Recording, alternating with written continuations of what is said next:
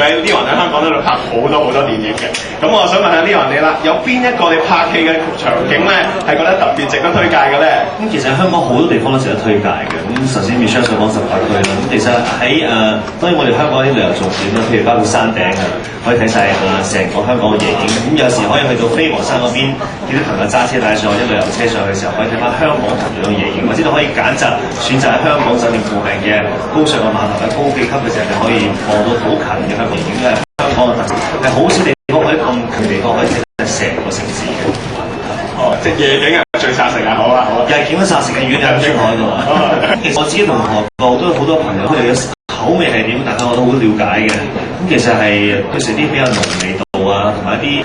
海鮮類嘅嘢，譬如我哋係鯉魚門啦，或者流山啦，或者近啲嘅西貢海鮮地方都好啱佢哋嘅。包括有個 Sam Pan 啦，喺西貢區食一啲好濃味道嘅湯啦，包括啲辣嘅食物啦，同埋香港都有好多中式美食之外咧，亦都做到好韓國菜嘅。咁同埋包括新羅布好多餐廳都係做到好好味。其實佢哋有啲其實好似翻屋企咁，佢中意揀韓國菜得，揀其他日本菜或者揀我哋中國人嘅